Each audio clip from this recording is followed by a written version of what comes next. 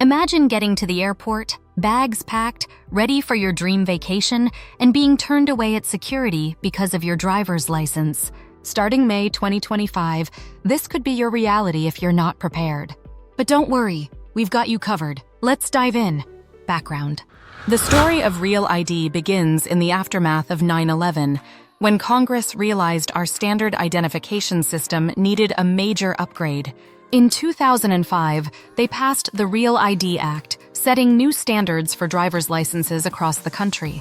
Think of it as your license getting a superhero makeover. Same basic look, but with enhanced security features and that distinctive star marking in the corner. Now, after several delays and extensions due to the pandemic and implementation challenges, we're finally approaching the moment of truth.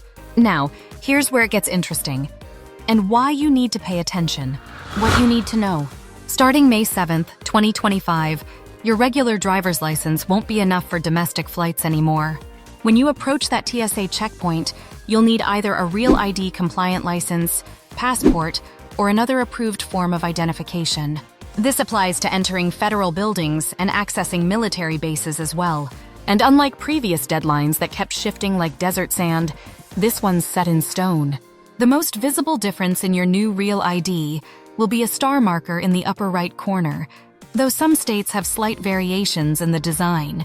Each of these new licenses undergoes a rigorous verification process, making them significantly more secure than traditional licenses. If this information is valuable so far for your travel plans, take a quick second to hit that like button and subscribe to the channel. It really helps us bring you more crucial travel updates like this one. And trust me, with all the changes happening in the travel world, you won't want to miss what's coming next. But here's what might surprise you about getting your Real ID. How to get it. Getting your Real ID involves a visit to your local DMV or, in some states, authorized facilities like AAA offices. You'll need to gather several important documents, and this is where many travelers hit their first roadblock. Let's break down exactly what you need. First up is proof of identity. You'll need either a birth certificate or passport, and it has to be the original or a certified copy. That hospital certificate with your tiny footprints. Unfortunately, that won't work. For birth certificates, look for one with a raised seal and rough edges. That's your golden ticket. Next, you'll need proof of your social security number.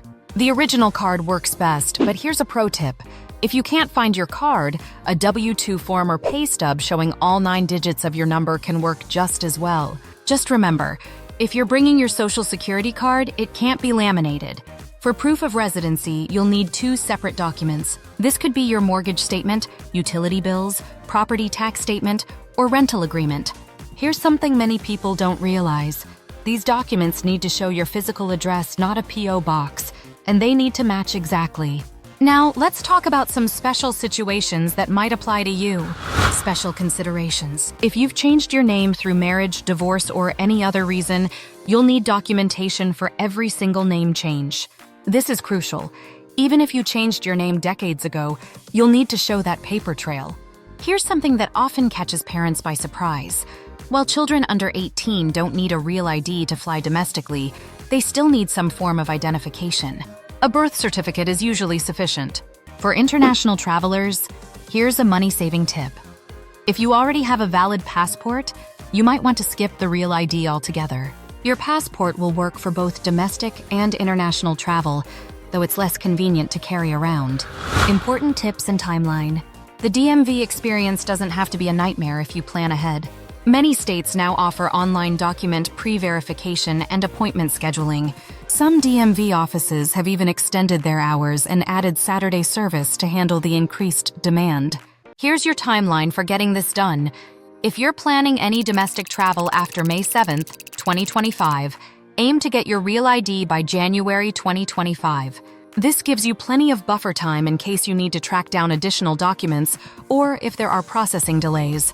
Cost-wise, if you're getting a Real ID outside your normal license renewal period, you'll typically pay a duplicate license fee. The exact amount varies by state, but it's generally between $25 and $50. However, if you time it right and get your Real ID during your regular license renewal, you'll often just pay the standard renewal fee. Have you already gotten your Real ID? Tell us about your experience in the comments below. Next week's adventure is one for the books. Want to know where we're headed? Subscribe and stay tuned. Until next time, keep up the adventures, keep discovering and exploring our amazing world, and I will see you, and yes, I do mean you, in the next video.